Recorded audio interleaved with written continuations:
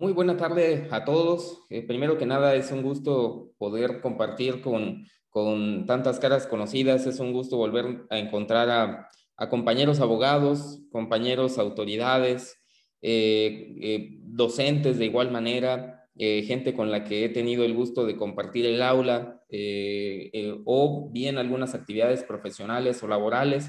De verdad es un gusto para mí y me honra la invitación que me señaló en su momento el doctor Jesús Zúñiga González. De igual manera agradecemos la oportunidad al secretario del Trabajo del Estado de Querétaro, el licenciado Mario Fernando Ramírez Retolaza, por desde luego permitirnos coorganizar este tipo de charlas y conferencias con la finalidad de motivar un tanto la discusión en respecto de temas importantes en lo tocante a la reforma laboral. Y el día de hoy, pues, vamos a compartir una presentación en relación a este tema, en relación a lo que tiene que ver con las condiciones generales de trabajo en el contexto de la reforma laboral. Ustedes se podrán preguntar qué tiene que ver las condiciones de trabajo, si dentro del contexto de la reforma laboral se tocó muy poco la serie de condiciones o el derecho individual del trabajo, pero como lo vamos a platicar el día de hoy, tiene mucho que ver e incluso pues es importante, es muy esencial, es un pilar fundamental el conocer los aspectos más importantes del derecho individual del trabajo y por ende las condiciones laborales para efecto de entender la trascendencia de la reforma laboral. De tal manera que nosotros vamos a ceñir la plática de manera muy especial en cuanto a aquello que se tocó por el legislador en la reforma laboral del 2019. Aclaro previamente a la charla que todas las manifestaciones, todas las opiniones son estrictamente académicas por parte de un servidor, desde luego que no representan una serie de criterios que pudiera tener la autoridad laboral en el estado de Querétaro, ni mucho menos. Entonces, hecha esta aclaración, pues procedemos con la plática del día de hoy. Desde luego, tendremos una parte importante en el final de la sesión del día de hoy para preguntas o consideraciones, puntos de vista. Desde luego, esta es una charla, como lo hemos comentado, no es, obviamente no vamos a estar todos de acuerdo en algunas opiniones. Mi interés es motivar precisamente la discusión, no un punto de vista que pueda ser particular de su servidor. Y quiero iniciar con una cita que me gusta mucho de Tomás Moro en el libro de Utopía.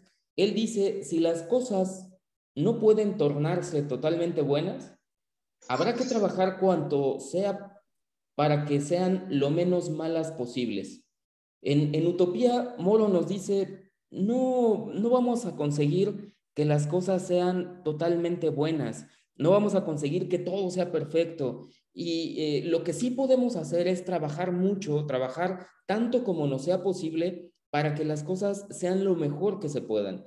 Y esa es la idea en este tipo de charlas, esa es la idea del derecho del trabajo, que podamos nosotros construir a que las cosas se mejoren. Es cierto que para mejorar las cosas tenemos que reconocer lo que ha pasado mal o lo que ha sucedido de manera errónea en el pasado.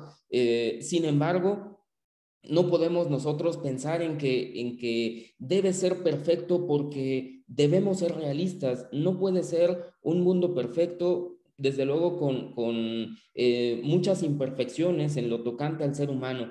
¿Sí? Nosotros somos, por ejemplo, egoístas, somos personas que pensamos en nosotros antes que en la persona ajena, en el que está enfrente, y eso hace que nosotros queramos aprovecharnos del semejante.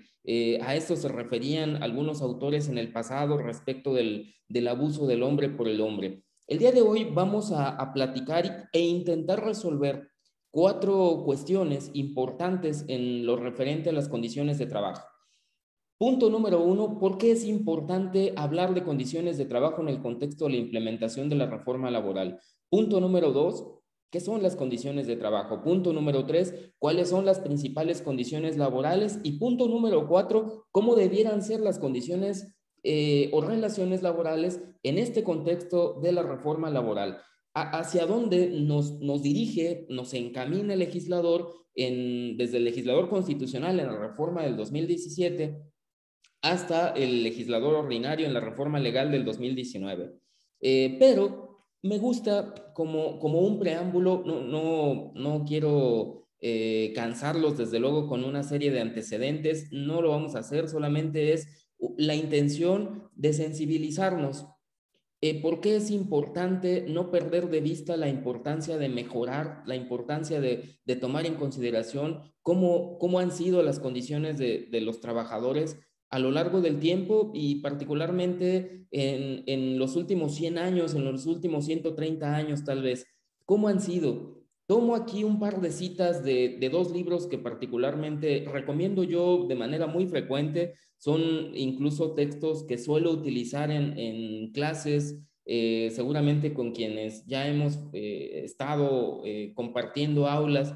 Se acordarán que normalmente les cito, cuando menos a Carlos Marx, el manifiesto del Partido Comunista, pero también en algunas ocasiones cito a John Kenneth Turner en México Bárbaro. Y de estos autores, cito el primero, dice: el servicio por deudas, en forma más moderna que en Yucatán, existe en todo México y se llama peonaje.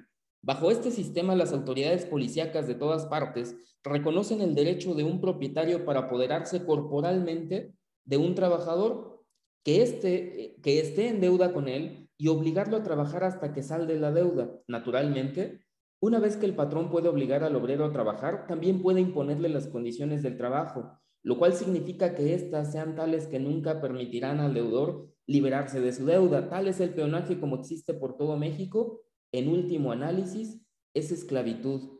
Este periodista norteamericano, cuando vino a México en el periodo del Porfiriato, lo que vio es una serie de contratos que en ese momento no se les denominaba contratos de trabajo, era esto que él nos dice: contratos forzosos por deudas, y él nos decía: a ver, esto es esclavitud, no es una situación civil, es esclavitud.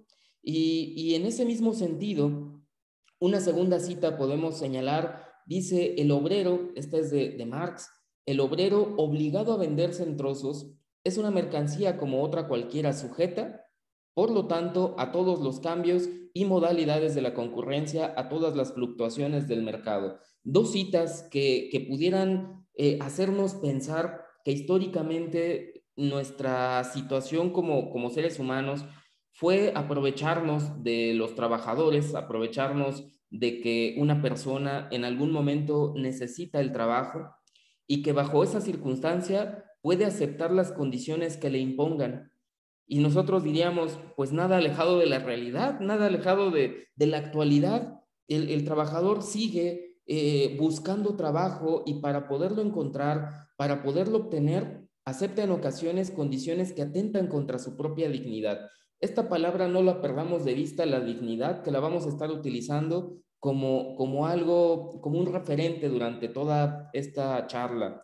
En la reforma laboral de este que tenemos ahorita en boga, que tenemos tan famosa, por la cual se hacen una serie de cursos, incluyendo en el que estamos, esta serie de conferencias, pues son dedicadas a estudiar la complejidad de esta reforma laboral. Y nosotros sabemos que primero se reformó la Constitución Política el 24 de febrero de 2017 para posteriormente regular esta misma reforma en la Ley Federal del Trabajo allá por el 1 de mayo de 2019. La reforma laboral está compuesta por tres ejes. El eje relativo a una nueva justicia laboral, en donde ustedes saben, esto ya a lo mejor suena muy trillado, el paso de la justicia administrada por juntas de conciliación y arbitraje a ser administrada por tribunales laborales. El segundo eje relativo a una nueva democracia sindical, y un tercer eje relativo al Centro Federal de Conciliación y Registro Laboral. Sin embargo, decimos nosotros: ¿y dónde quedaron aquí las relaciones individuales de trabajo? ¿Por qué el legislador no puso un énfasis más importante en lo que sucede en el día a día entre el trabajador y su patrón de manera individual? Y entonces nosotros pudiéramos pensar: ¿qué acaso no es importante? ¿No hubo cambios o qué sucedió? ¿Por qué no lo pusieron como uno de los ejes de la reforma laboral? pues les diremos, no funge como uno de los ejes principales, pero por supuesto que hubo cambios. Sin embargo, los cambios tal vez no se les ha anunciado o no los hemos estudiado tan dedicadamente, pero que en charlas como esta, organizadas por la Secretaría del Trabajo de nuestro estado, de nuestra entidad, pues es sin duda un punto muy importante. Quiero reiterar que los puntos que aquí vamos a comentar se ciñen de manera estricta al apartado individual del trabajo, y por lo tanto, lo único que nos alcanzará por el tiempo a comentar, a discutir, pues son aquellos aspectos, aquellos artículos que sí tuvieron alguna pequeña variante, alguna reforma, algún cambio, algún énfasis que le dio el legislador. Y entre ellos vamos a encontrar justamente el artículo tercero que tenemos aquí en pantalla. Nos dice el artículo tercero, el trabajo es un derecho y un deber social. Este texto ya lo encontrábamos en la Ley Federal del Trabajo antes de la reforma. Lo que no teníamos es lo que encuentran ustedes aquí en texto negritas, en donde señala, exige respeto para las libertades y dignidad de quien lo presta. Esta palabrita ahí perdida entre el artículo tercero va a ser una de las cuestiones más importantes, y ahorita vamos a ver por qué. Es una de las cuestiones más importantes para empezar a pensar el derecho laboral de distinta forma, no solamente desde el ámbito académico, sino desde el ámbito de la aplicación, desde el ámbito de la empresa, desde el ámbito del abogado. Esto es muy importante porque nosotros en ocasiones perdemos de vista que lo más importante, incluso más allá que la propia condición laboral, es el trato que se le da a los trabajadores. Y esto tiene que ver esencialmente con la dignidad que merece el trabajador.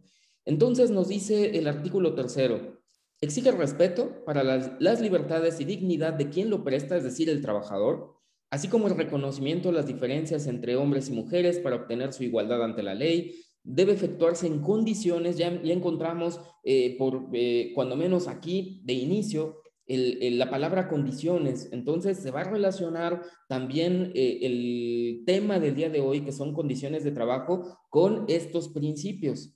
El día de hoy vamos a ver, desde luego, principios relacionados con las condiciones de trabajo.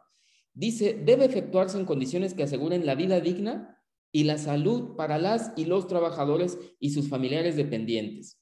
Nuevamente, una mención a la dignidad. Dice condiciones que aseguren una vida digna, así como la salud. Dice además, para finalizar, es de interés social garantizar un ambiente laboral libre de discriminación y de violencia.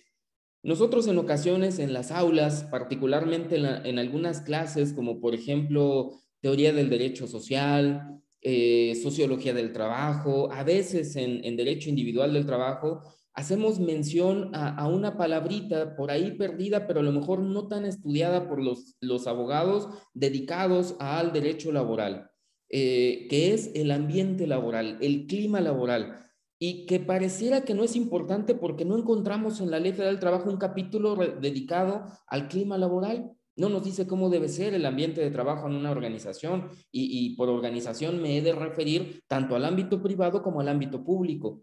No lo encontramos. Sin embargo, aquí sí lo encontramos como parte de los principios que establece esta nueva normativa. Dice, es de interés social garantizar, no solamente establecer, no solamente mencionar, no, garantizar un ambiente laboral libre de discriminación y de violencia. Dos cuestiones. Entonces aquí encontramos, solo en este artículo tercero, una serie de nuevos principios que no son particularmente nuevos, pero sí en esta parte de la ley, y que desde luego lo que nos representa es un énfasis que el legislador nos da, y que desde luego este es el camino que él nos quiso mostrar, el legislador, en esta reforma laboral, que creo que le debemos hacer caso, y vamos a ver la importancia de ello. Vemos aquí principios tales como el respeto, como la igualdad, como la salud, como la no discriminación, pero dentro de todos ellos, decíamos, hay un principio que es la dignidad humana. ¿Y la dignidad humana qué es?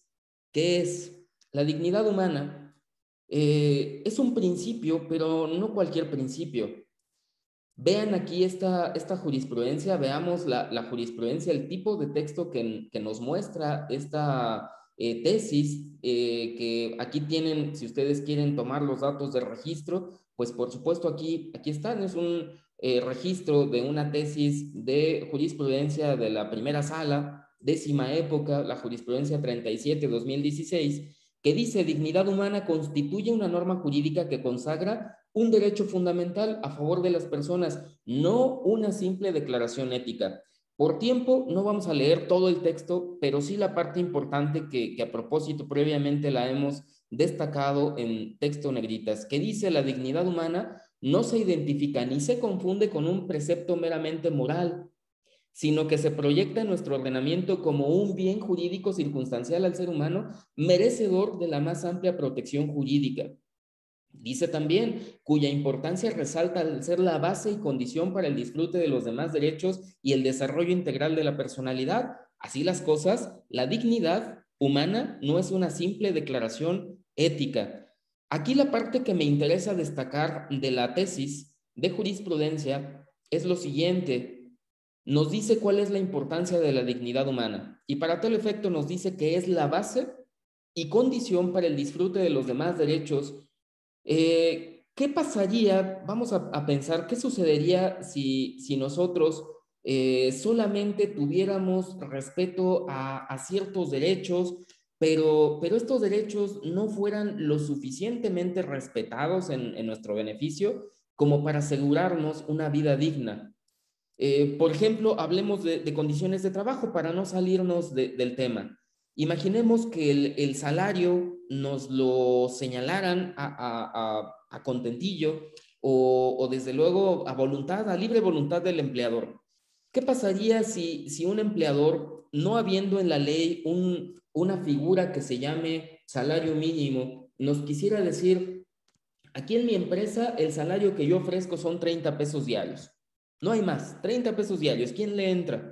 Si en la ley no encontráramos un derecho mínimo como este que estamos comentando, como salario mínimo, habría muchas personas que tal vez aceptaríamos ese salario de 30 pesos diarios porque no tendríamos otra, o lo aceptamos o nos morimos de hambre. Eso era lo que pasaban en ese contexto que yo les leía hace un momento de México bárbaro, en donde no había un salario mínimo y entonces el trabajador decía: pues acepto esto o mi familia no tiene para comer, o acepto que el patrón me pague a través de su misma tienda de raya, o no tengo cómo conseguir los bienes más indispensables para la vida propia y para la vida de mi familia.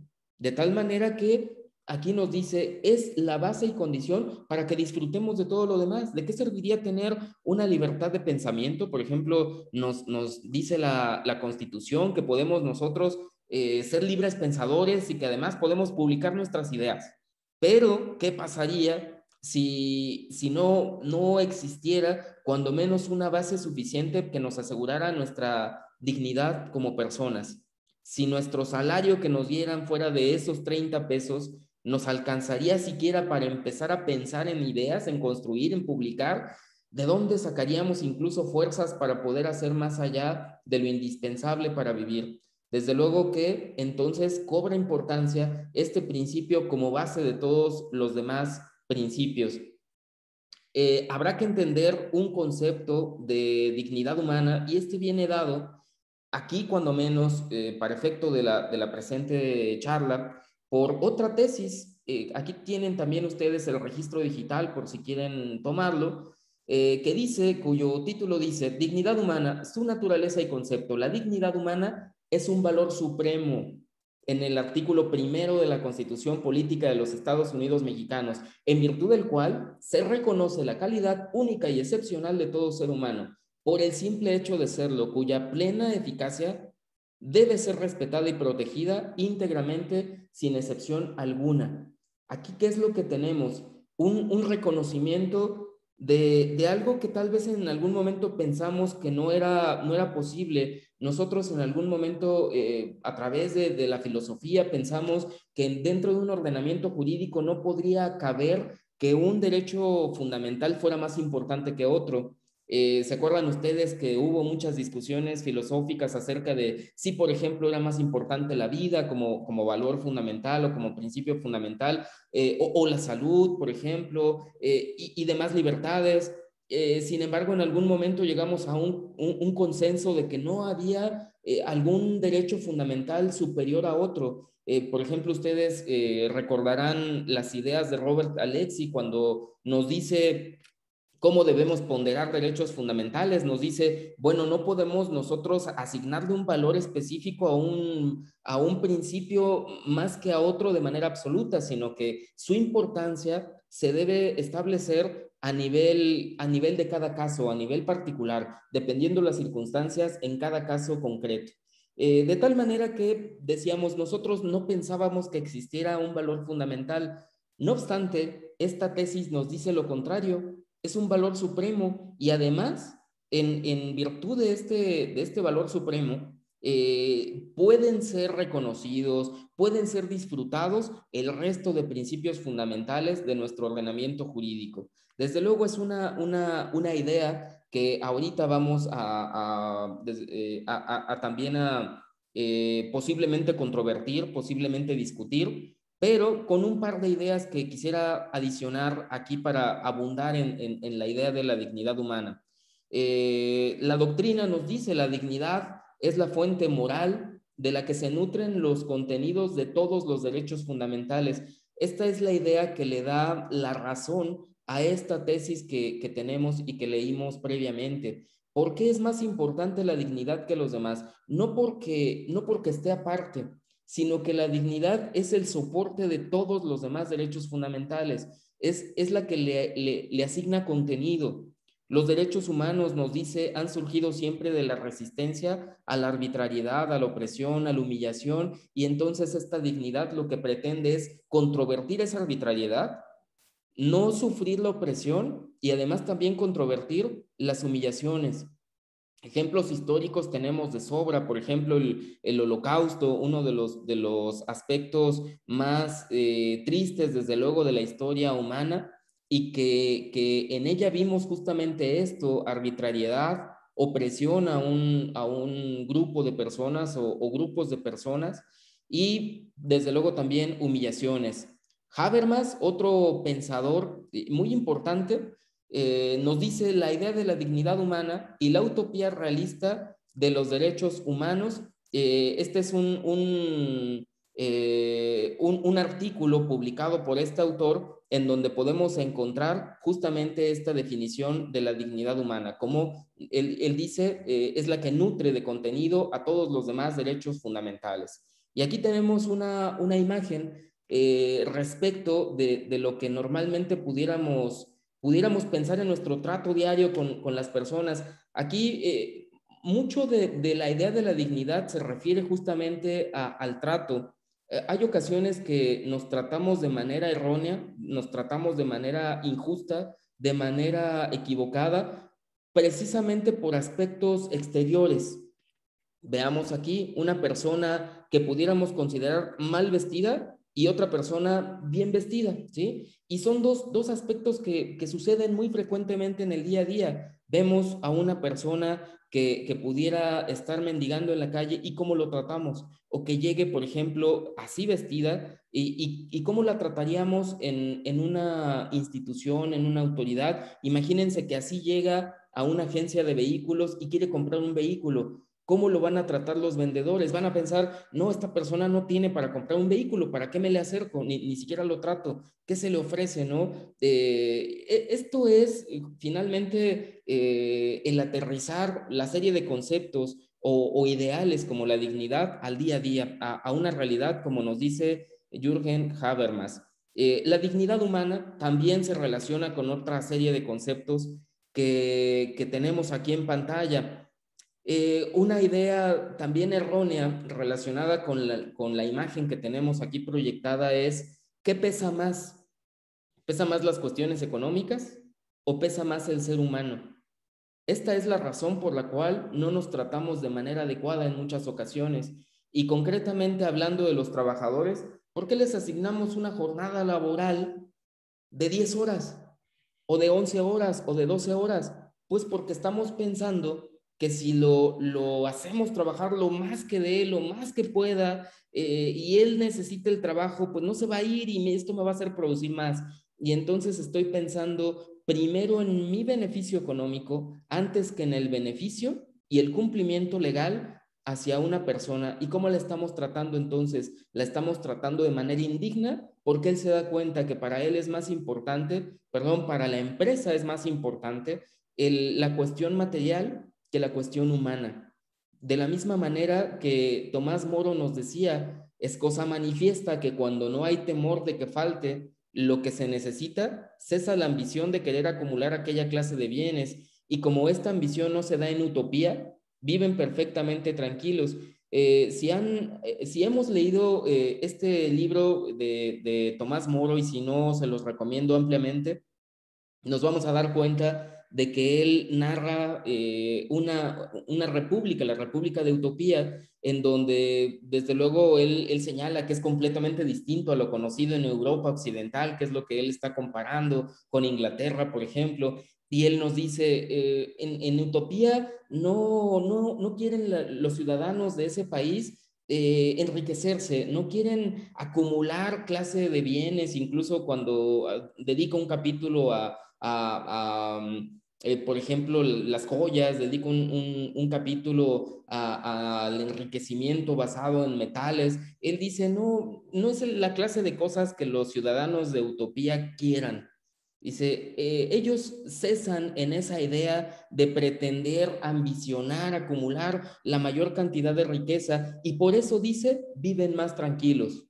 Desde luego, estamos hablando de utopía. Y por eso empezamos con las ideas previas precisamente de Tomás Moro, en donde nos decía, no podemos pensar que las cosas sean absolutamente perfectas, pero sí tratar de lograr que sean lo menos malas posibles. En relación a este concepto de dignidad, también pudiéramos decir, la dignidad humana es el fundamento moderno de los derechos humanos. Se acentúa el respeto a ella como sinónimo del respeto a la integridad física de la persona, de su autonomía, su voluntad, su libertad. Cuando hemos escuchado, ustedes vieron que hace un momento se comentaba que hemos desempeñado diversas actividades profesionales desde el ámbito de autoridad, desde el ámbito de abogado, desde el ámbito de docente, y hemos visto distintas realidades, que eso nos ayuda mucho a entender las cosas. Hemos visto de todo o muchas cosas y entre ellas, en ocasiones hasta hemos escuchado que nos dicen por teléfono, oye, ¿qué crees? No dejan salir a un trabajador del centro laboral. Oye, ¿por qué no lo dejan salir? Porque le falta terminar sus actividades. ¿A qué hora salía? A las X horas de la tarde. Imaginemos a las 3 de la tarde. ¿Qué horas son? Las 6 de la tarde. No lo dejan salir. No ha acabado. Pues, ¿qué se trata de un castigo o qué? Y si no acaba en 3 horas y si acabara en 7, ¿lo van a dejar salir hasta en la noche? O que se quede a dormir ahí. ¿No estaremos regresando entonces a eso que pensábamos que era del pasado, como lo que nos decía el autor de México Bárbaro? Donde no lo puse en pantalla, pero él narra, por ejemplo, que los trabajadores de las haciendas enequeneras en Yucatán los dejaban encerrados, no podían salir, no se podían ir a su casa, no podían regresar a donde vivían. Entonces, ¿estaremos regresando a ese tipo de circunstancias? Probablemente no estamos pensando en los errores del pasado y estamos volviendo a cometer los mismos errores justamente por la falta de reflexión sobre ello. Una idea última al respecto de la dignidad, a efecto de que nos dé sustento a todo lo que vamos a estar comentando, es la siguiente. La idea de dignidad en relación con el trabajo ha alcanzado un importante desarrollo vinculado al establecimiento de condiciones mínimas de trabajo y de trato. Ojo con las dos cuestiones. La dignidad se relaciona en el ámbito laboral tanto con el establecimiento de condiciones mínimas laborales, es decir, un salario mínimo, una jornada máxima, un descanso mínimo a la semana, al año, y también condiciones de trato. Y lo reitero mucho porque en ocasiones, incluso en las aulas, nos damos a estudiar las condiciones laborales y decimos, pues la jornada máxima es así, los tipos de jornadas son así, etcétera, pero muy poco lo dedicamos a cómo nos tratamos como trabajadores, trabajador o entre los mismos trabajadores. Muy poco se reflexiona de ello cuando desde mi punto de vista es igualmente importante tanto lo uno como lo otro. Imaginemos que ganamos pues medianamente bien en algún lugar de trabajo, pero nos tratan bastante mal, nos insultan, nos gritan, nos humillan. ¿Cuántas veces hemos escuchado a trabajadores que nos dicen, ya no aguanté más, me iba bien, incluso económicamente era muy solvente, pero ya no aguantaba más, ya no daba más por cómo me trataban, por cómo me decían, porque pues no tenía horario de salida, porque por muchas razones. Entonces nos estamos olvidando de que la dignidad personal del trabajador también se relaciona con cómo lo tratamos o cómo nos tratamos o cómo nos tratan dentro de los centros laborales. Entonces, este principio es particularmente importante en la plática del día de hoy porque condiciones de trabajo no se refieren exclusivamente a cuánto voy a ganar y dónde voy a laborar, sino también al establecimiento, decíamos, de derechos mínimos. Todas estas condiciones laborales se relacionan precisamente con la serie de principios que estamos estudiando, derechos mínimos, una jornada máxima, irrenunciabilidad de derechos, entre muchos otros principios, solamente aquí por mencionar tres, tal vez de los más importantes, pero hay muchos otros. ¿Y dónde tenemos las condiciones laborales? ¿En dónde las ponemos? Desde luego las ponemos en un contrato de trabajo. En términos del artículo 25 de la Ley Federal del Trabajo, aquel escrito en donde se hace constar las condiciones laborales, le hace contrato de trabajo, debemos establecer una serie de aspectos mínimos para documentar a qué se va a dedicar el trabajador y cuánto va a ganar, entre otras cuestiones importantes, como por ejemplo, ¿cuáles? Pues los datos del trabajador, su CURP, su RFC, número de seguridad social, su domicilio, tanto del trabajador como del patrón. Vamos a establecer el tipo de contratación, es decir, si se trata de un contrato por tiempo indeterminado, si se trata de un contrato por tiempo determinado, y si es por tiempo determinado, pues también establecer de cuánto tiempo es, la naturaleza por la cual estamos dando un contrato por tiempo determinado y no uno por tiempo indeterminado. Si se trata de un contrato de obra determinada, también establecer qué obra va a realizar el trabajador, etcétera. Incluso alguna modalidad específica de sujeción a tiempo, a capacitación inicial, o de prueba incluso, pero este es el aspecto mínimo que debemos establecer. Además, le vamos a poner en el contrato de trabajo, dentro de lo que viene significando las condiciones laborales, el puesto o los servicios, dice la ley. ¿Qué servicios va a prestar el trabajador? Ah, pues va a ser ayudante general. ¿Y eso qué es? También es importante, no solo desde el punto de vista del propio patrón, sino desde el punto de vista del trabajador, es importante detallar con toda precisión cuáles son los servicios que va a prestar. No basta ponerle ayudante general porque entonces el día de mañana a lo mejor le decimos al trabajador, como tú eres ayudante general, pues aquí ayudas de todo, de lo que haga falta, aquí. Si alguien necesita ir por las copet, pues también. Y si alguien necesita traer el desayuno, también. Y si alguien necesita ir a pagar la renta del dueño, pues también, porque eres ayudante general. No, le tenemos que poner de manera precisa, lo más acabado que se pueda, lo más específico que se pueda, cuáles son sus actividades, con la finalidad de evitar ambigüedades y por lo tanto violación a situaciones de índole laboral. Adicionalmente nos dice la ley, hay que establecer el lugar de trabajo. Tenemos que ponerle en dónde va a prestar sus servicios el trabajador, que no haya lugar a dudas de ello, cuál es su jornada, y ahorita vamos a hablar de la jornada, del máximo legal.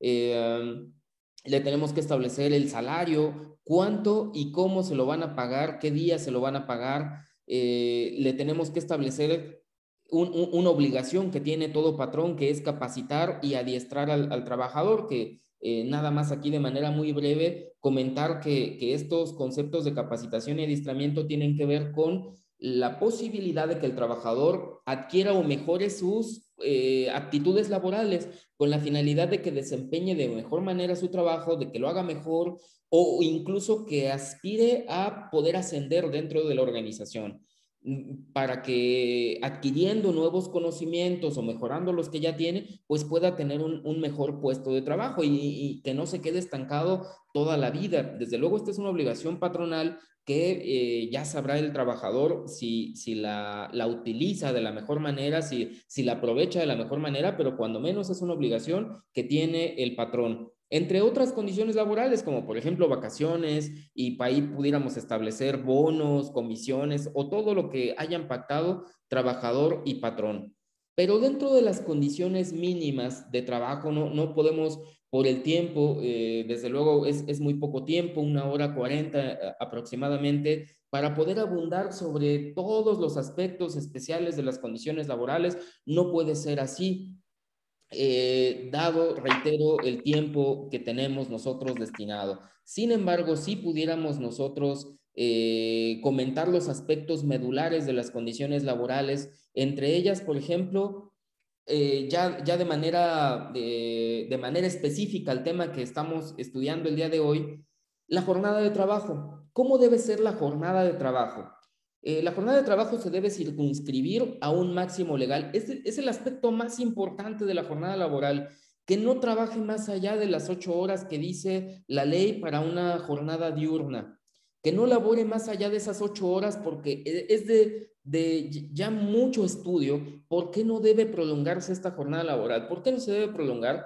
Pues sencillamente porque atenta contra la dignidad personal, porque el trabajador a las 9, 10, 11, 12 horas laborables, pues ya no le dio tiempo de estar con su familia, ya no le dio tiempo de hacer otras cosas como estudiar una segunda o su primer profesión, ya no le dio tiempo de pasear con sus hijos, ya no le dio tiempo de recrear incluso su fe, lo que sea, lo que él quiera hacer, ya no lo puede hacer, en primer lugar. Y en segundo lugar, pues empecemos a pensar en el rendimiento. Ya 10 horas laborando, ya el trabajador está hasta el gorro y dice, yo ya me quiero ir, ya no me interesa. Imagínense 10 horas y así por una semana, por un mes, por un año. Ya cuando el trabajador lleva tal vez 6 meses y ni siquiera tanto, 6 meses laborando con estas condiciones, ya no le interesa hacer todo lo que en un principio le dijeron, aquí es una empresa que se dedica y que hacemos lo mejor y que es el mejor del ramo. No, ya no le interesa. No le importa porque el trabajador dice, pues a mí, pues nadie me dice que yo les importe tanto como según quieren que a mí me importe mi fuente de trabajo, porque me están explotando. Esa es la noción que tiene el trabajador respecto de estas circunstancias. ¿Y qué pasa entonces con las horas extra? Las horas extra, por supuesto, que están previstas en la ley, pero también dentro de máximos legales. Las horas extra no podemos decir, bueno, pues le ponemos una hora extra diaria al trabajador y se la pagamos. No, no es así. Las horas extra, nos dice la ley, máximo 3 veces a la semana.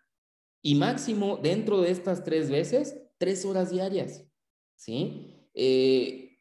Y solamente por circunstancias extraordinarias, de ahí la jornada extraordinaria, solamente por circunstancias extraordinarias, no ordinario, porque si lo hacemos ordinario, entonces estamos incumpliendo la ley.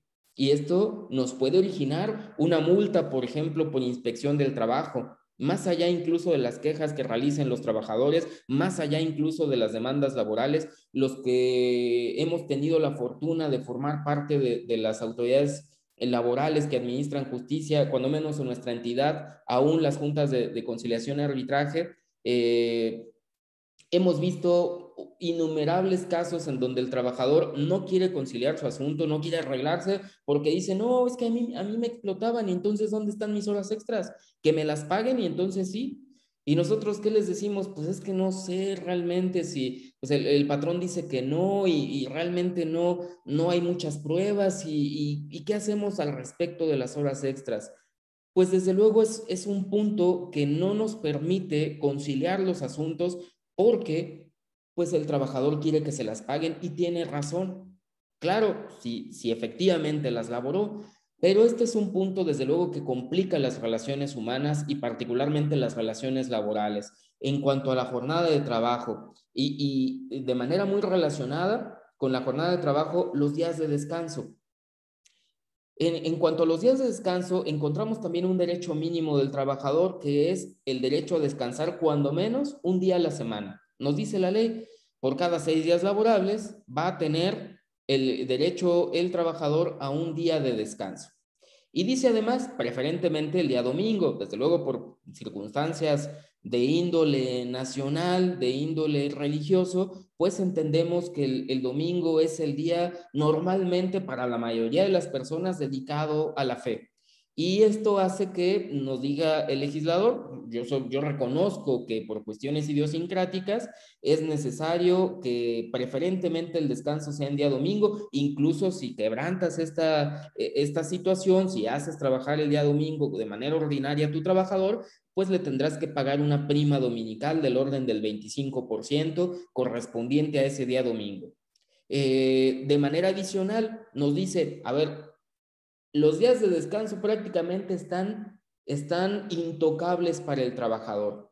El día de descanso es aquel que le permite al trabajador recuperar sus fuerzas. Ya lo decía también otro texto que solemos utilizar mucho, particularmente en posgrado, ya sea en especialidad de Derecho del Trabajo, en maestría en Derecho del Trabajo, que es la encíclica Rerum Novarum, en donde el Papa León XIII nos decía, pues el descanso es importante para que el trabajador recobre sus fuerzas, porque pues ni modo que se la pase trabajando de lunes a domingo y nunca descanse. Entonces, ¿cómo puede reponer sus fuerzas para también seguir siendo productivo?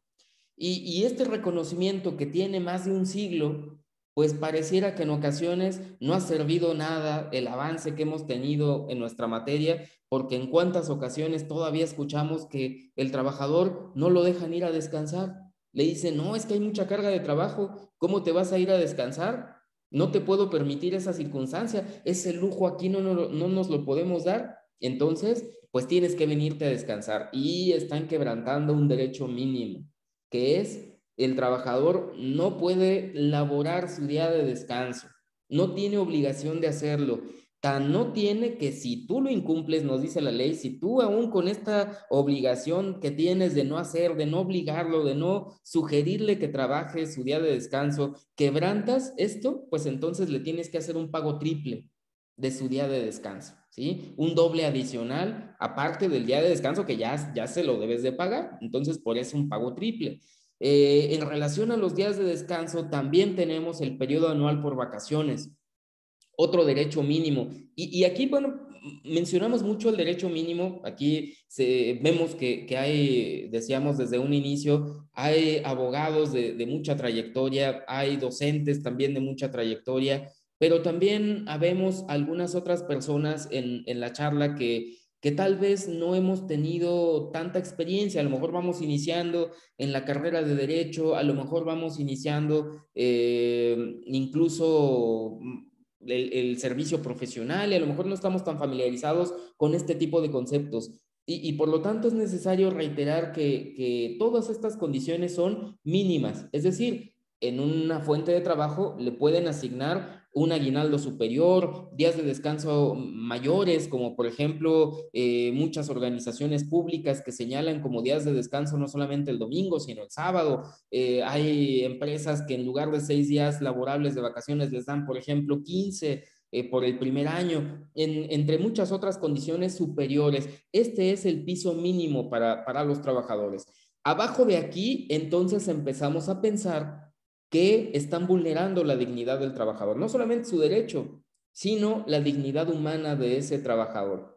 En relación a las vacaciones, decíamos, tiene derecho el trabajador a 6 días laborables, que además en muchas ocasiones no le damos tampoco importancia a una serie de características en relación a las vacaciones, como son días laborables. No incluye entonces, no implica bueno, tu día domingo que descansas también está en ese periodo. No, no, no. El día de vacaciones es dentro de los que tú normalmente laboras como trabajador. Número dos, que sean vacaciones en periodos ininterrumpidos, porque también es violatorio y es relativamente común encontrar que en muchas organizaciones les dicen a los trabajadores, híjole, ¿qué crees? Que tenemos mucho trabajo. Entonces, te puedo dar un día ahorita, el viernes, si quieres este viernes, ya te lo doy, y la siguiente semana te doy otro día, y así te voy dando un día de vacaciones cada viernes para que puedas agotar tu periodo vacacional. ¿Qué estamos haciendo con ese periodo vacacional? Lo destruimos. La idea que tiene el legislador con un periodo anual de vacaciones es que nos desconectemos completamente del trabajo y que podamos dedicarnos a otra cosa, que podamos dentro de nuestra cultura, por ejemplo, irnos de vacaciones con nuestra familia toda una semana completa y no que nos estén supeditando al disfrute de este derecho a un día cada que el patrón puede, porque no es que pueda, es un derecho laboral que tiene el trabajador. Y además de todo, desde luego, vacaciones pagadas. También hay, a lo mejor no tan frecuente, pero hay centros laborales donde no les pagan sus vacaciones. Les dicen, bueno, tú te vas de vacaciones sin problema, vete de vacaciones, que las disfrutes, pero no se te pagan. ¿Qué crees que aquí no las pago? Pues, ¿qué crees que estás incumpliendo la ley? Porque la ley dice que se pagan. Además, no solamente se pagan las vacaciones, le debes pagar una prima adicional que se llama prima vacacional del orden mínimo del 25%. ¿Y cuándo se deben disfrutar estas vacaciones? Dentro del lapso de 6 meses posteriores al cumplimiento de cada año de servicios. Son 6 días laborables que, como ustedes saben, van incrementándose en 2 días más de manera sucesiva en los subsecuentes años. De tal manera que es un derecho que va progresando, va generando más días de vacaciones para el trabajador. Y de la misma manera, dentro de los conceptos de condiciones laborales más importantes que deben respetarse al trabajador, que también abona a la idea de la productividad, de generar confianza en el trabajador, de generar lazos que permitan al trabajador quedarse en espera del aguinaldo, así como espera sus utilidades, también espera el aguinaldo, y por eso muchos trabajadores nos quedamos, muchas veces hemos escuchado, nada más espero mi aguinaldo y ya a lo mejor luego busco trabajo. Pero en muchas ocasiones también el trabajador dice, bueno, ya mejor me quedo, ¿no? Y así se van postergando, se van afianzando las relaciones laborales con base en esta prestación que es el aguinaldo, que consiste en la percepción de 15 días de salario para el trabajador, también cuando menos. Si la empresa le quiere dar más, pues qué mejor. Aguinaldo que se debe pagar antes del 20 de diciembre, pero también en muchas ocasiones tristemente vemos ejemplos en donde algunas empresas, ya sea por condiciones que les fueron apremiantes, pero esto no implica o no quita, mejor dicho, la parte violatoria de los derechos de los trabajadores, dicen, bueno, es que no puedo pagarles el aguinaldo, entonces, ¿qué hacen? En muchas ocasiones, lamentablemente, despiden a los trabajadores, a varios de ellos, cuando menos antes del 20 de diciembre, para no pagarles su aguinaldo. Pues precisamente para evitarse ese pago, pero pues por evitarse un pago de aguinaldo, se generan un montón de demandas laborales que después ya no saben qué hacer con ellas. Y finalmente, comentar que en relación a esta serie de derechos que tiene el trabajador en relación a sus vacaciones, en relación a su salario, en relación al aguinaldo, por ejemplo, vacaciones y prima vacacional, si el trabajador no concluyó sus labores justamente cuando cumplió, por ejemplo, en el caso del aguinaldo, el año de servicios, no concluyó sus labores el 20 de diciembre, cuando menos, entonces la ley dice, págale su parte proporcional. Págale la parte proporcional de su aguinaldo, lo que haya llevado hasta agosto, que por ejemplo renunció o que hicimos un convenio de terminación de la relación de trabajo, se debe pagar este aguinaldo. Es un derecho irrenunciable. Algo que me faltó comentar dentro del concepto de vacaciones es que las vacaciones se disfrutan, no se pagan. Hay ocasiones en donde también al trabajador le dicen, mira, ¿qué te parece si no te vas de vacaciones? Tenemos aquí mucha chamba para evitar contratar a otro trabajador que a lo mejor no sabe lo que tú sabes hacer. Pues, ¿qué te parece si te pago tus vacaciones y te quedas? Oye, pero pues ya se las pagas de todos modos, se las tienes que pagar. o se refieren a pagárselas adicionalmente, pues ni aún así. Esto es violatorio de sus derechos porque las vacaciones es para descansar, es para que el trabajador se pueda ir a reponer sus energías y pueda desde luego seguir siendo productivo, que no atente contra su salud. Todos los derechos aquí están relacionados. Si nosotros sobreexplotamos al trabajador, tarde o temprano va a mermar su salud. Y entonces esto nos va a ocasionar otra serie de inconvenientes, no solamente al propio trabajador, que es desde luego aquí la pieza fundamental en lo que se refiere al respeto de sus derechos, sino también va a repercutir en la propia empresa, probablemente pues con alguna situación de incapacidad, por ejemplo, del trabajador o alguna otra circunstancia. Otra condición muy elemental, a todos creo que lo que en muchas ocasiones nos mueve, además del gusto por trabajar, es el que cuánto vamos a recibir, ¿no? Cuánto vamos a percibir por nuestros servicios, pues tal es así que cualquiera que veamos un anuncio en el periódico y digamos, bueno, ya menos, ¿verdad? En redes sociales, por ejemplo, y digamos, están contratando un auxiliar contable, ¿sí? ¿Y cuánto es lo que ofrece? ¿No? Es una de las primeras preguntas que nos vamos a hacer. Y este salario, entonces, lo que tiene como aspectos fundamentales dentro de condiciones laborales es que cuando menos debe ser bajo un estándar mínimo, es decir, el salario mínimo vigente, pero además debe ser remunerador, nos dice la ley, y el concepto de remunerador es muy complejo de poder discutir, de poder entender, de poder explicar, pero a grosso modo diremos que remunerador tiene que ver con que sea suficiente en relación a las aptitudes del trabajador en su desempeño laboral, a la importancia de su trabajo, a el mercado laboral, a lo que normalmente le paguen, por ejemplo, un auxiliar contable en la comparación con el resto de empresas, etcétera.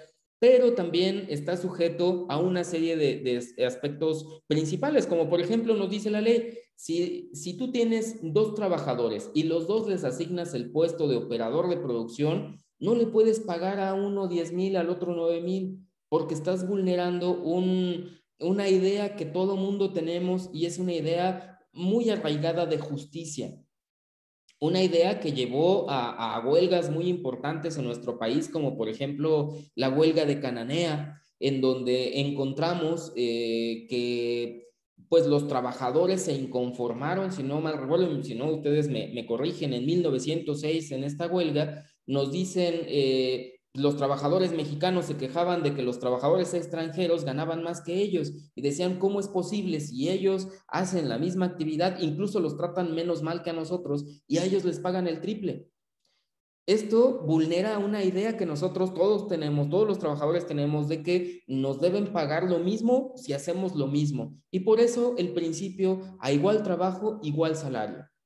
Pero hasta la fecha tenemos también algunos ejemplos donde nos dicen algunos trabajadores, pues yo tenía el mismo puesto de gerente que otro gerente italiano, alemán, portugués o la nacionalidad que sea. Y decían, ah, le pagan más. ¿Por qué le pagan más? Pues porque la empresa, por ejemplo, es de capital extranjero. Y entonces, como trae a su gente de allá, a lo mejor capacitada o lo que ustedes quieran, pero les pagan más a ellos.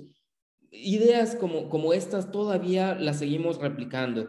Ya no en la misma medida, afortunadamente, pero se siguen replicando. Otro principio en relación al salario es la irrenunciabilidad. Sería ilegal, sería nula una condición que nosotros le pusiéramos en un convenio laboral en donde el trabajador dijera, bueno, me debían 2 semanas de sueldo, pero me doy por pagado con una semana de sueldo. Este es un derecho irrenunciable, no pudiera establecerse, y si se establece es nula, una cláusula que implique renuncia de algo como el salario. No le podemos decir al patrón, bueno, ya quédate el salario que me debes, son 2 meses que me debes, pero pues ya quítame el castigo, ¿no? Por ejemplo, o asígname a otra área, no sé, cualquier condición que pudiera implicar una renuncia de derecho a percepción del salario es absolutamente ilegal y nula también. El pago debe ser directo al trabajador, nos dice la ley. El pago además debe ser en moneda de curso legal. Esto lo vamos a encontrar dentro del capítulo relativo a medidas protectoras del salario. Debe ser en moneda de curso legal, es decir, no lo podemos pactar o no sería factible pactarlo en una moneda extranjera, aunque encontramos ejemplos también en donde incluso el trabajador dice, a mí que me paguen en dólares, por ejemplo, que yo soy ciudadano extranjero, yo me prefiero, así me arreglé con la empresa. Son cuestiones atípicas que nos cuesta trabajo entender, pero que la ley no prevé. La ley dice pago en moneda de curso legal. Además, pago en efectivo. Sí, por medios electrónicos puede ser, pero una medida protectora del trabajador es que él tiene que dar su consentimiento.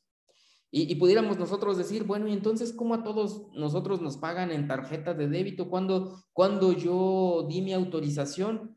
Revisemos nuestro contrato de trabajo y seguramente ahí vamos a encontrar la respuesta, porque ahí seguramente nos pusieron que estábamos de acuerdo en que nuestro salario nos lo pagaran a través de medios electrónicos.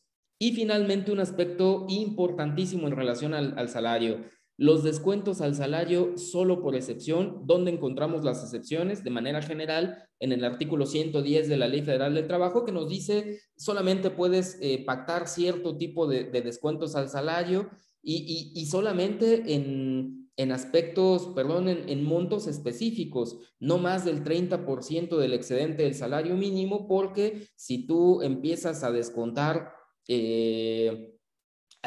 más del salario, pues entonces vas a dejar al trabajador sin lo elemental, sin lo fundamental para poder pagar sus compromisos familiares, sus compromisos personales, los aspectos más elementales de su vida. Entonces lo vas a dejar sin lo suficiente para el sustento, de tal manera que si un trabajador por alguna razón nos debe cierta cantidad de dinero, nos dice la ley, pues únicamente le puedes cobrar un mes de sueldo, pero no se la puedes cobrar de manera completa de una vez, sino se lo tienes que ir postergando para que no lo dejes sin el sustento mínimo, porque esto sería violatorio a decíamos hace un momento, su dignidad como trabajador, ¿sí? Y otro aspecto en relación a condiciones laborales es el pago de la prima de antigüedad. El pago de la prima de antigüedad, sabemos, son 12 días por año laborado,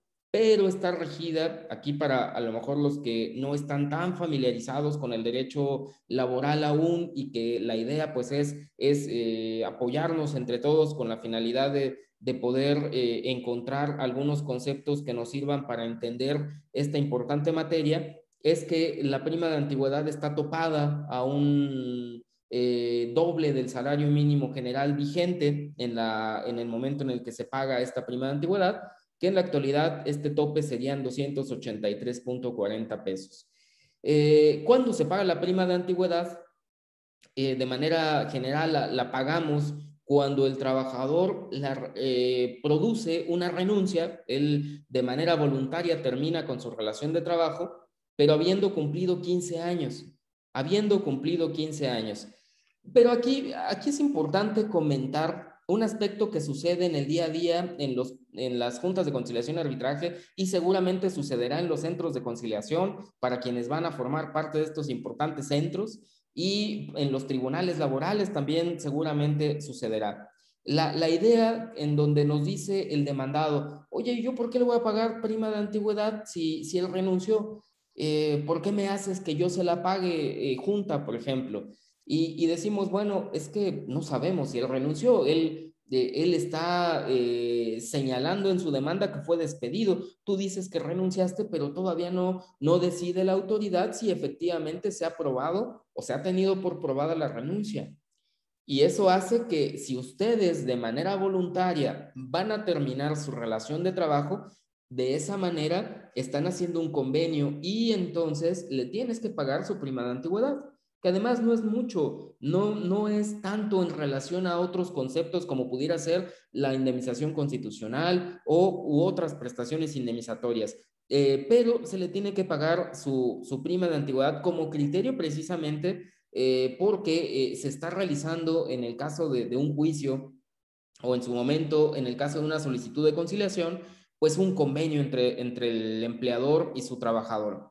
Se paga también en el caso de despido justificado o injustificado. Nos dice la ley, se paga cuando hay un despido, independientemente de la justificación o injustificación de ese despido. Entonces, son los aspectos medulares del pago de la prima de antigüedad. Y finalmente, estaríamos comentando acerca de las utilidades. Las utilidades nosotros las tenemos muy en mente como una condición de los trabajadores, como un derecho de los trabajadores, y sabemos que por utilidades se paga el 10% de la utilidad neta que tuvo el empleador en un ejercicio fiscal. Si en un ejercicio fiscal tuvo cierta cantidad que esa la reportó en su declaración anual, pues de ahí vamos a tomar el 10% de su ganancia neta. Ese 10% es el que se reparte entre los trabajadores bajo dos criterios, los criterios correspondientes, uno, a salarios percibidos y número dos, a días laborados. La primera mitad de ese 10%, que aquí estaríamos hablando el 50% del 100% o un 5% si lo queremos ver en relación a ese 10% repartible, conforme a los salarios percibidos, y el otro 5% sería conforme a los días laborados por cada trabajador. Por eso cada trabajador tiene diferentes utilidades. ¿Cuántas ocasiones vemos que los trabajadores nos dicen, oye, pues yo de utilidades, yo quiero que me paguen mis 20,000 que me tocan? Le preguntamos en la conciliación al trabajador, oye, ¿y cómo sabes que son 20,000? Ah, pues porque mi compañero de trabajo, pues le dieron esos 20,000, entonces tenemos el mismo puesto, pues son los mismos 20,000 que yo estoy pretendiendo. Y le tenemos que decir, bueno, es que a lo mejor no es exactamente lo mismo, tal vez se parezca, pero no es exactamente lo mismo porque los criterios que establece la ley es conforme al salario que percibiste, que ahí a lo mejor se parece, pero tal vez no son los mismos días laborados que él laboró, tu compañero de trabajo, y los que tú laboraste. Y aquí pudiéramos platicar, desde luego, pudiéramos hacer las 2 horas únicamente de utilidades. No es la idea porque una, pues no queremos cansar a todos ustedes, y dos, pues no nos daría el tiempo para poder estudiar todo lo demás que queremos comentar, pero sí un aspecto novedoso que tenemos, que causó mucha controversia ahora que se aprobó el tema relativo al outsourcing, en donde se prohibió este outsourcing, y nosotros sabemos que una de las cuestiones que se manejaron en la negociación con los empresarios, así lo dieron a conocer algunos medios de comunicación, fue que en relación a las utilidades se estableció un límite que antes no tenía, y este límite actual es el de 3 meses de salario o el promedio de los últimos 3 años, lo que el trabajador haya recibido en los últimos 3 años. ¿Qué pasa si no le dieron utilidades? Y ahora, debido a esta migración que se da del outsourcing hacia la empresa, ahora dice el empresario, oye, pero no me vayas a hacer que le pague tanto de utilidades porque a lo mejor quiebro, es algo que yo no tenía previsto. Bueno, le dijo el legislador, no te preocupes, máximo le vas a pagar 3 meses de salario. Y aquí reitero la controversia, porque nosotros podemos o no estar de acuerdo. Lo que sí pudiéramos decir es que no entendíamos nadie así las utilidades. Nosotros decíamos, pues es el 10% y punto, ¿no? Para efecto de que lo repartas bajo los criterios legales, pero es el 10%, y ahora el legislador no salió con que máximo 3 meses de salario. ¿De dónde sacaron además 3 meses? ¿Por qué no 2? ¿Por qué no 4? Pues probablemente por el tema que se parece a lo que establece la indemnización constitucional, ¿sí? Por eso tal vez lo establecieron así, a un límite de 3 meses. Únicamente, reitero, aspectos medulares en relación a las condiciones de trabajo, que desde luego lo podemos abundar sobre ello en relación a las preguntas que ustedes tengan a bien formular o comentarios. Pero yo comentaba desde un inicio, es tan importante cómo se prestan las condiciones laborales en cuanto a cantidades, en cuanto a qué jornada tienes. Eso es muy importante, me queda claro, nos queda claro a todos, pero es igualmente importante el cómo es el trato al trabajador. Y aquí encontramos una obligación dentro de la reforma laboral, una nueva obligación que tienen los empleadores establecida en el artículo 132 de la Ley Federal del Trabajo en su fracción 31, que dice implementar en acuerdo con los trabajadores un protocolo para prevenir la discriminación por razones de género y atención de casos de violencia y acoso u hostigamiento sexual, así como erradicar el trabajo forzoso e infantil. ¿Se acuerdan que leíamos esa modificación del artículo 3 en donde nos decía el legislador? Es importante pensar en el trato que le estás dando al trabajador. Es importante que el trabajo que desempeñe lo haga libre de cualquier aspecto de discriminación y también libre de violencia. Y la manera que tuvo el legislador de no dejarlo únicamente como principio es estableciendo una nueva obligación, que es implementar este protocolo. Algo que hemos comentado en otras charlas que hemos tenido oportunidad de establecer y ahí hemos visto justamente esta importancia que tiene, o hemos planteado la importancia que tiene este documento, que creo que no le estamos dando tal vez esa importancia que reviste. Y para darle sustento a esta afirmación por parte de un servidor, pues pensemos en lo que la propia Organización del Trabajo, en organización con la Organización Mundial de la Salud, establecieron en un informe sobre medicina del trabajo en el año 1984, con el título Factores psicosociales en el trabajo, naturaleza, incidencia y prevención. De la misma manera, tenemos un convenio 155 emitido en 1981 sobre seguridad y salud de los trabajadores y medio ambiente, la recomendación 164, el convenio 161, la recomendación 171, entre otras relacionadas justamente con este aspecto de los factores psicosociales en el trabajo, de la erradicación de la violencia laboral y para efecto de señalar qué es lo que piensan estas organizaciones respecto de los factores psicosociales en el trabajo o riesgos psicosociales. Nos dicen, los factores psicosociales en el trabajo consisten en interacciones entre el trabajo, su medio ambiente, la satisfacción en el trabajo y las condiciones de su organización, por una parte, y por la otra, las capacidades del trabajador, sus necesidades, su cultura y su situación personal fuera del trabajo. Todo lo cual, a través de percepciones y experiencias, pueden influir en la salud y en el rendimiento y la satisfacción en el trabajo. Nos dice, es importante para que tenga salud, para que sea un trabajador que rinda, que es lo que finalmente quiere el centro de trabajo, y para que sea satisfactorio para el propio trabajador, que pensemos en que los factores dentro del centro laboral sean adecuados, que tenga un ambiente laboral o un clima laboral adecuado para su desenvolvimiento. Y relacionado entonces con este protocolo que yo les comentaba, que es parte de la reforma laboral del 2019, pues hay que señalar en qué consiste el acoso laboral. Dos autores muy importantes a nivel mundial, uno de ellos, Marie-France Irigoyen, una de ellas, Marie-France Irigoyen, y el otro, Iñaki Piñuel, una francesa y un español, nos dicen respectivamente, el acoso moral en el trabajo se define como toda conducta abusiva. Y por abuso nos dice la autora, desde gestos, palabras, comportamientos y actitudes que atentan por su repetición y sistematización contra la dignidad. Fíjense cómo todo está relacionado con la dignidad del trabajador. Dice, atenta contra la dignidad, la integridad física o psicológica de un trabajador y que pone en peligro su empleo o degrada el ambiente de trabajo. Nuevamente, el tema ambiente de trabajo. De tal manera que es importante cuidar este ambiente de trabajo.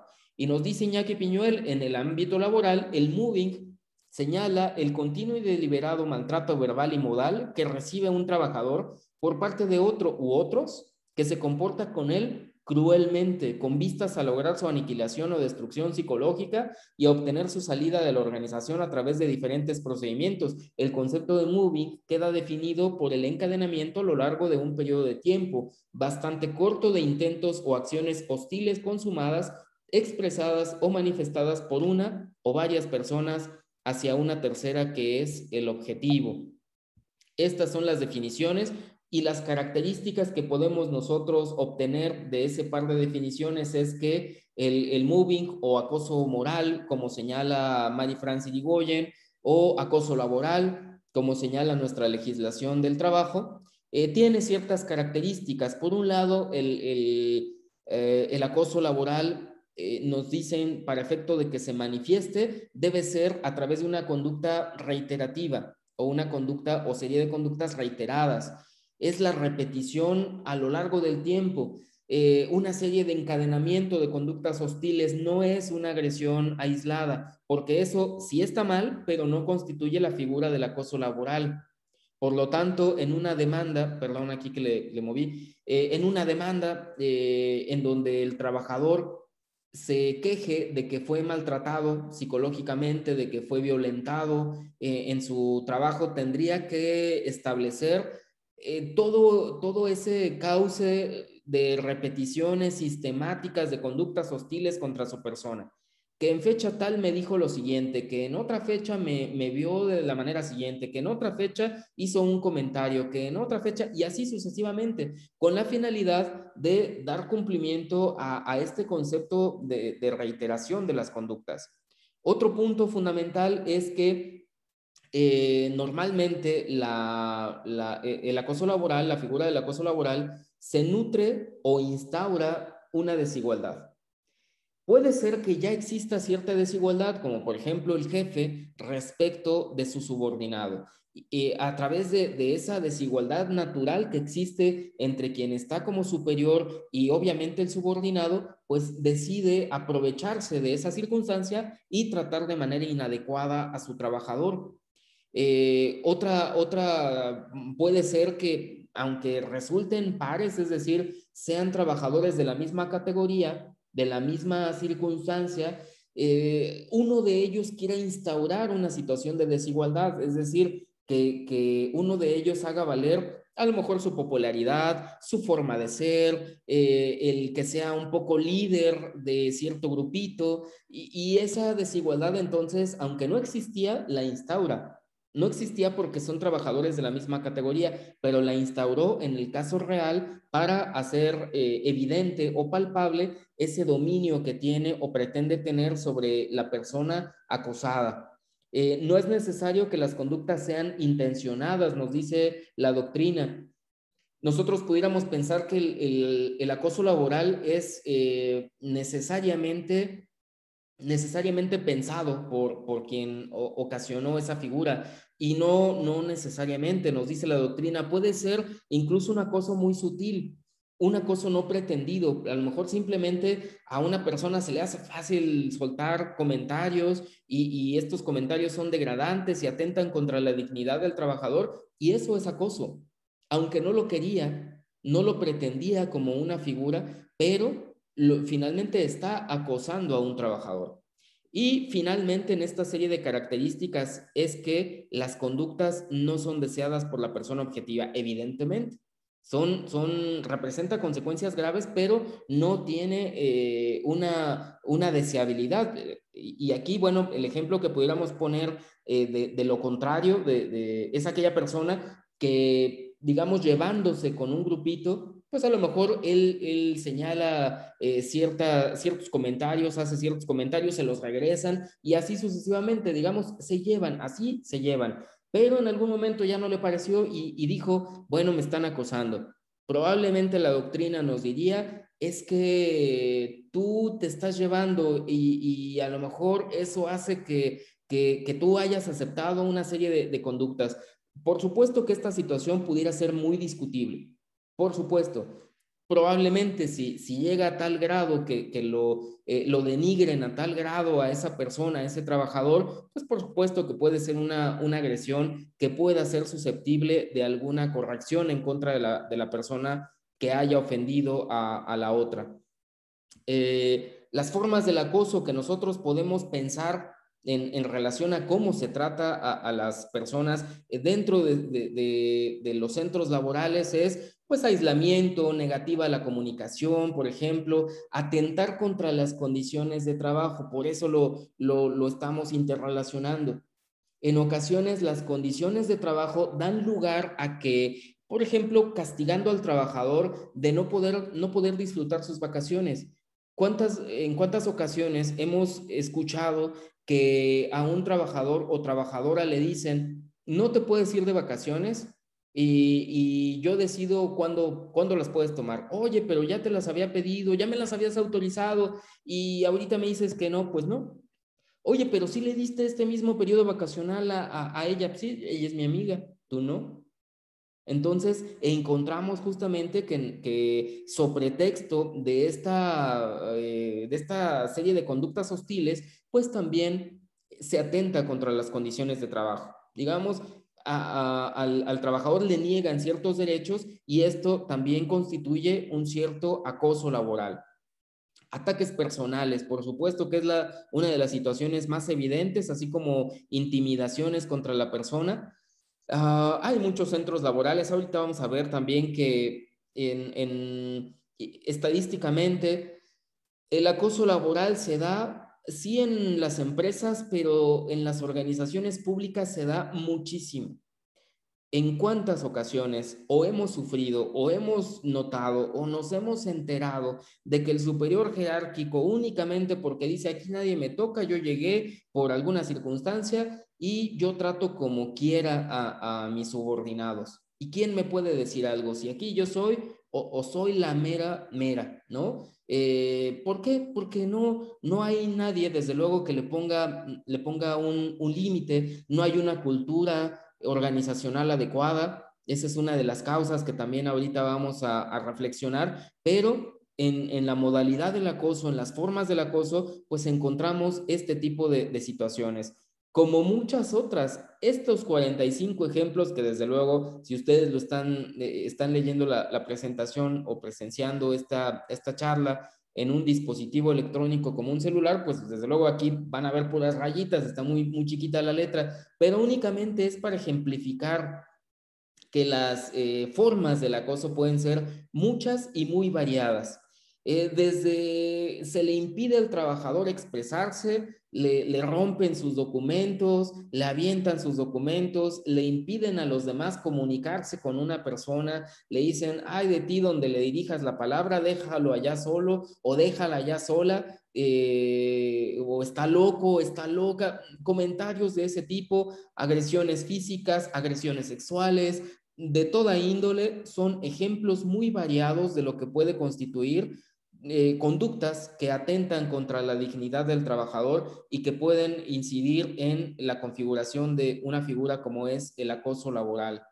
Eh, ya nada más para cerrar esta parte del acoso laboral, pues diremos el acoso también se manifiesta de distintos aspectos, desde el superior jerárquico al trabajador o incluso menos frecuente, pero se puede dar del propio trabajador hacia su superior jerárquico, lo que se conoce como vertical ascendente.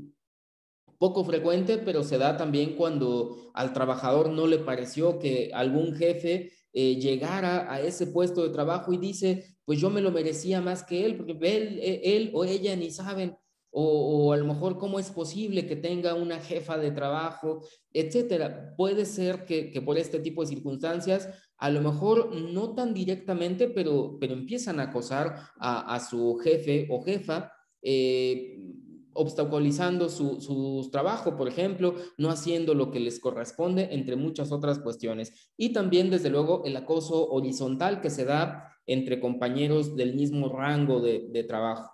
En cuanto a las víctimas, pues está relacionado este aspecto con la discriminación. Normalmente el acoso laboral tiene mucha relación con cuestiones discriminatorias. Por ejemplo, en relación a la edad, en relación a los jóvenes o las personas adultas mayores, en relación al género, también estadísticamente. Es más frecuente el acoso contra mujeres que el acoso contra hombres. También una circunstancia de la estadística, nos dice la doctrina, es porque los hombres normalmente no denuncian este tipo de cuestiones por muchas circunstancias de índole cultural. pero el impacto, que es lo que nos interesa, para efecto de que notemos cuál es el ataque directo a ese gran principio que estudiábamos desde un inicio, que es la dignidad, pues pensemos en las consecuencias de la salud de la víctima, pensemos en las consecuencias no solamente psicológicas en su salud, sino también físicas, ¿sí? Porque finalmente muchas situaciones de trastorno, por ejemplo, del sueño, irritabilidad, agitación, etcétera, se van a traducir en algún momento en situaciones que van a afectar la salud del trabajador. Pues, por ejemplo, va a tener algunos aspectos negativos de su digestión, va a tener algunos aspectos negativos que puedan originarle alguna enfermedad, incluso, dicen algunos, puede la persona pensar hasta en el suicidio derivado del impacto que puede tener el acoso, obviamente en un grado mayor. Las consecuencias económicas para la persona, porque su rendimiento va a bajar, probablemente con esto lo despidan o la despidan, y esto pues desde luego va a afectar no solamente a él, sino va a tener un impacto colateral también hacia su familia. Y también tenemos que pensar que esto genera normalmente consecuencias tanto para las empresas como para las organizaciones. No es tan frecuente encontrar demandas laborales por acoso laboral, no porque no se dé, sino por una circunstancia que ustedes conocen. Es difícil probar el acoso en un juicio laboral. Es muy complicado probar el acoso porque nos tenemos que basar prácticamente en testigos. Si no tenemos algo como mensajes de texto, y aún teniendo mensajes de texto, pues sabemos lo complicado que en ocasiones puede ser el rendir y desahogar una prueba en medios electrónicos. Entonces, por eso no tenemos tantas demandas fundadas en acoso laboral. Las causas, pues tienen que ver con muchas circunstancias, pero aquí nada más diremos de manera muy breve por el tiempo que llevamos, pues, por ejemplo, la cultura organizacional, que a lo mejor no le preocupa demasiado el cómo se sienten sus trabajadores. Esta parte que comentábamos desde un inicio, a lo mejor a la empresa le importa mucho, es cumplida en sus condiciones de trabajo, les respeta sus vacaciones, les respeta sus bonos, les respeta su aguinaldo, su prima vacacional, etcétera, pero no le preocupa cómo se llevan los trabajadores, no le preocupa cómo es el liderazgo dentro de sus distintas células de su organización, no le importa. Y esto pues también atenta contra la dignidad personal del trabajador por omisión de la empresa. La empresa sí tiene que hacer, y este hacer es lo que deseamos: poner en marcha lo que la reforma laboral nos dijo, un protocolo para prevenir esta situación de violencia o de acoso u hostigamiento sexual, basado en diferentes principios. El primero y más importante de todos ellos, tener como base la dignidad humana, porque si no pensamos que esto es lo más importante, entonces estaremos nosotros desviando nuestra atención a otra serie de cuestiones probablemente materiales, que nos hagan olvidarnos de lo más importante en cualquier centro laboral, que son las personas. Un pequeño bosquejo, no es la idea hablar del protocolo de prevención de violencia laboral o de acoso laboral, no es esa la idea, pero un pequeño bosquejo de lo que pudiera ser un proceso de poner en marcha este documento, esta obligación, es pues tener en cuenta la manera anónima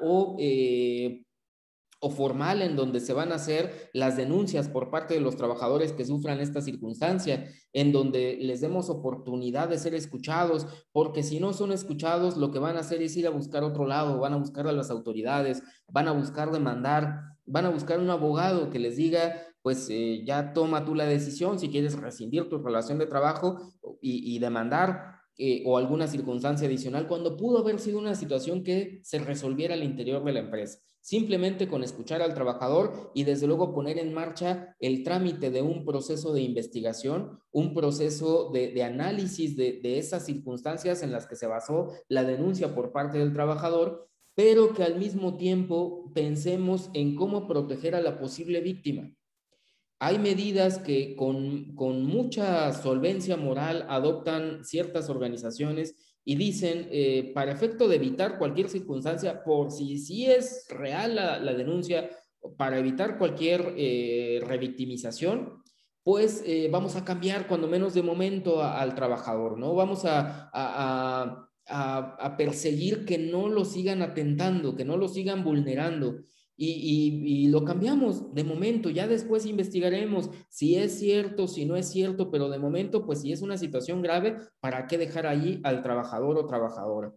Es importante basarnos siempre en pruebas, porque nosotros como abogados pensamos que si algo no se prueba, pues normalmente no lo podemos soportar, no lo podemos ir a presentar frente a un tribunal. ¿Qué pasaría si diéramos una rescisión en una fuente de trabajo a alguien que se le acusa de acoso laboral y que en su momento no podemos probar? ¿Por qué no podemos probar? Porque no hay ni testigos ni hay absolutamente nada. Y no digo que si no hay ninguna prueba no se tenga que hacer algo, porque cuando menos hay un testimonio que es de la persona víctima, pero tendremos que en ese caso tratar de encontrar dentro del relato, pues que sea creíble, que se le escuche de manera empática, de manera adecuada. Lo que hace aquí la empresa es tratarse de interesar en sus empleados y tratarse de interesar en que este tipo de cosas no ocurran para finalmente tomar una determinación, que las determinaciones en relación a las personas que incurran en esta serie de conductas hostiles, pues puede ser desde la propia amonestación, si es algo leve o medianamente grave, una suspensión de labores, o la más grave de ellas, que sería además legal, es la rescisión de la relación de trabajo de esta persona.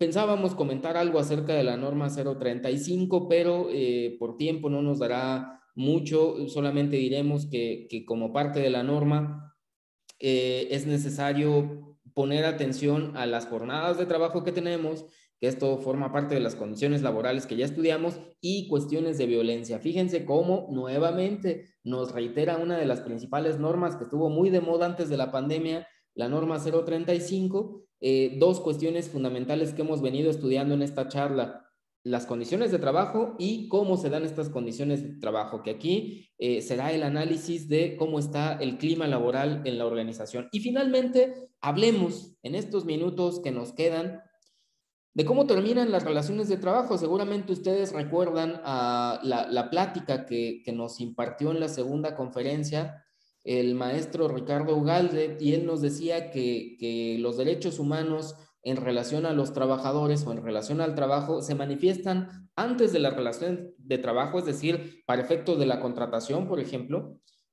durante la relación laboral, evidentemente. Aquí hablamos de condiciones de trabajo, cómo se da en el día a día la relación laboral con el trabajador, pero también al finalizar la relación de trabajo. Muchas empresas se llenan de juicios, se llenan de quejas solamente porque no le ponen atención a cómo acaban sus relaciones laborales. Hay veces que con mucha pues con mucha causa dan por terminada una relación laboral, con mucha razón dan por terminada esa relación laboral, pero los modos es muy importante. No por más que haya sido un mal trabajador o que haya incurrido en alguna falta administrativa o la que sea, no se le puede tratar de manera indigna a ese trabajador. No se le va a decir, bueno, pues aquí eres el peor, y se le va a hablar con groserías y lo van prácticamente a lanzar del centro laboral.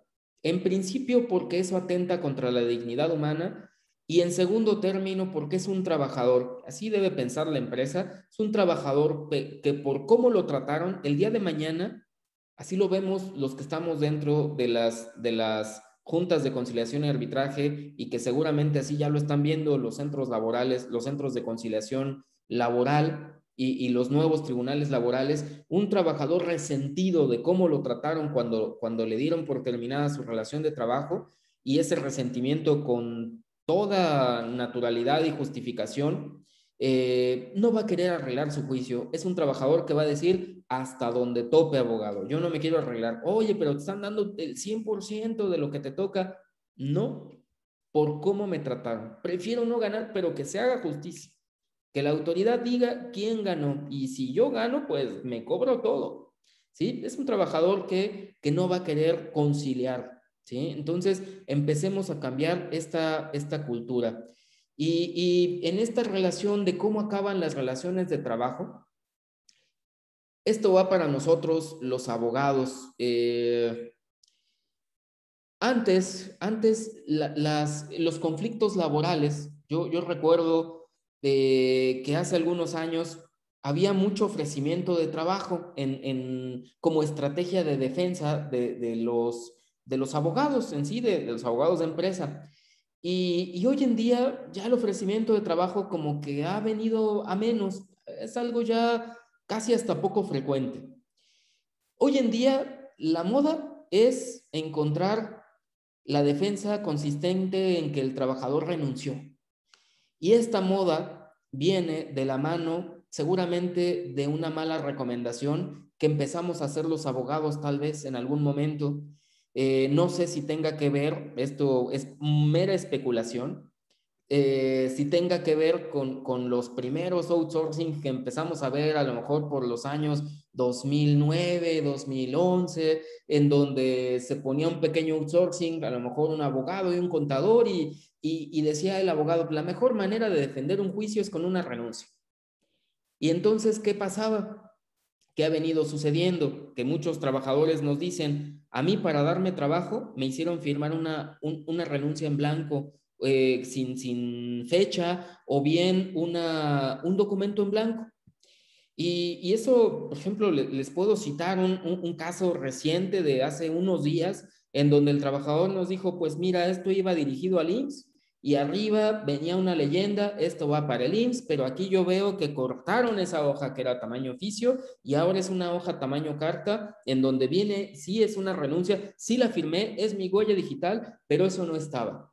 Y eso es tan frecuente en los centros de administración de justicia, como son las juntas, como serán los tribunales, como son los centros de conciliación. Y esto, créanme, frena la conciliación. Creo que el gran mensaje, con esto vamos a ir cerrando la charla, el gran mensaje que nos deja la reforma laboral es que debemos empezar a tomar un camino de dignidad en nuestro ejercicio profesional, de hacerle ver a las empresas, a los trabajadores también y fundamentalmente a nosotros los abogados, sea que seamos postulantes o sea que nos desempeñemos como autoridades, de basarnos en una nueva cultura de la verdad, una nueva cultura jurídica.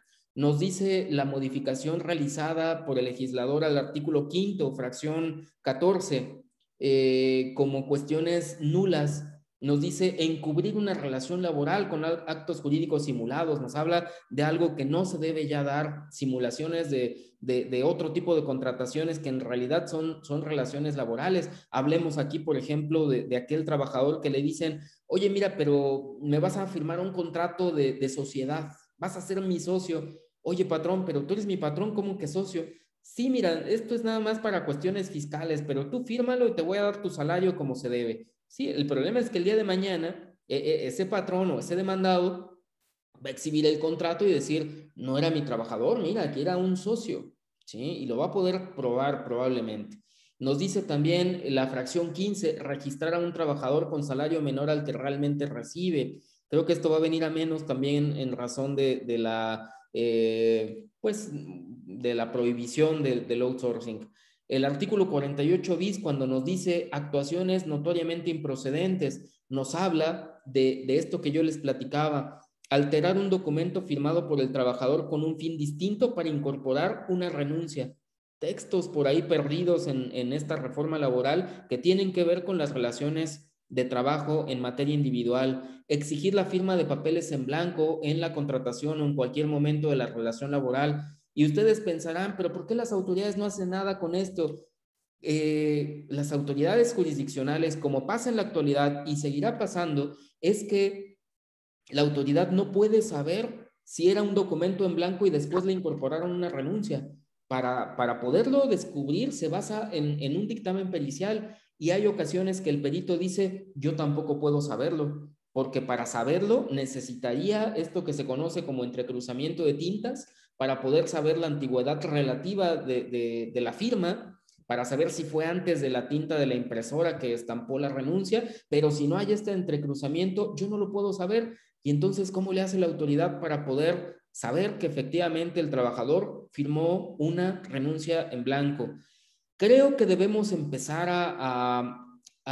no recomendar y no utilizar este tipo de situaciones y utilizar, digamos, algo que nos da también el legislador como balanza. Es decir, nos quita la cobija de un lado, pero nos cobija del otro lado. Y estas nuevas disposiciones que pudieran ayudar al patrón para empezar a litigar, para empezar a defenderse de manera más real, de manera más legítima, es un artículo 47 que nos habla del aviso de rescisión y que antes decía la falta de la presentación del aviso de rescisión determinará la separación no justificada del trabajador. Y que antes no había prueba en contrario, era una presunción que no admitía prueba en contrario. Hoy en día es una defensa que nos van a permitir realizar ante los nuevos tribunales laborales y ya no existe la palabra determinará. Hoy en día la palabra utilizada es presumirá. Presumirá la separación no justificada, pero es una presunción que admite prueba en contrario.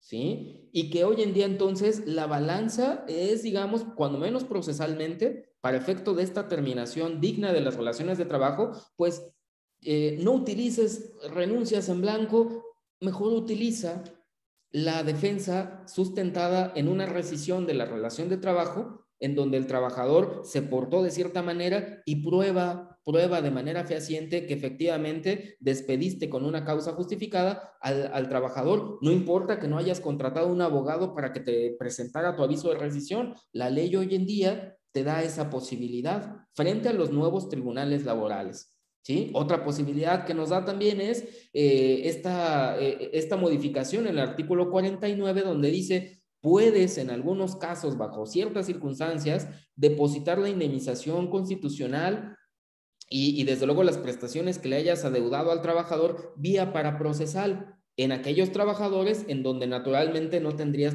una obligación de reinstalarlos, como por ejemplo trabajadores de menos de un año, trabajadores que estén en contacto directo con el patrón, trabajadores de confianza, trabajadores del hogar, o trabajadores eventuales. Aquellos trabajadores les pudieras depositar, enviar para procesar su indemnización. Si tú pruebas en determinado juicio, a pesar de que te hayan demandado, pruebas que efectivamente era un trabajador de esta naturaleza, bueno, pues con eso realmente tienes. Pero siempre y cuando sí sea en estos supuestos, porque si no, bueno, pues entonces no tendrá ningún efecto tu depósito de procedimiento para procesar y ese dinero lo va a tomar la autoridad laboral para entregárselo al trabajador como parte de la condena que probablemente te pongan como centro de trabajo. Estas son las consideraciones que nosotros pudiéramos tener y a manera de conclusión, ahora sí, ya terminando para dejar algunos minutos si es que quieren emitir algún comentario, ¿qué conclusiones nos deja? Condiciones laborales frente a la reforma laboral, respeto a los derechos humanos. Ya estaba, sí, el legislador lo que hizo es darles un impulso todavía mayor y se lo da pensando en que las condiciones laborales deben ser dignas en su pago, en su entrega, en su disfrute, pero también en el trato hacia los trabajadores. Por eso hablar del protocolo de prevención de violencia laboral y acoso. Punto número 2 o conclusión número 2 que me atrevo a señalar, ese trato digno como un apartado especial, trato digno en las relaciones laborales. No nos podemos seguir tratando de la misma manera que atente contra la dignidad, por muy buenos que sean los centros de trabajo en sus condiciones económicas o de disfrute. Si se les trata de manera inadecuada a los trabajadores, pues eso no es lo que prevé la ley y no es la idea que tiene o que tuvo el legislador con esta serie de modificaciones en la reforma laboral. Y punto número 3, nueva cultura jurídica. Yo le apuesto mucho a que con el traslado hacia los tribunales laborales van a cambiar muchas cosas, pero van a cambiar en la medida en que nosotros los abogados, que somos los que llevamos los juicios y postulamos los asuntos, también cambiemos nuestra forma de pensar. Hace algunos días escuchaba a un juez, uno de los nuevos jueces laborales federales, y decía, le preguntaban, oiga, ¿y qué tanto ha funcionado la conciliación? Decían, en el centro de conciliación no sé, dicen que bien, pero en el tribunal, no, en el tribunal no. ¿Por qué? Sí, pues porque los abogados, el día que empiecen a pensar que los asuntos se pueden arreglar, que no a todo hay que llegar con un no, no porque yo quiero todo, o no porque renunció, yo te ofrezco 3,000 pesos.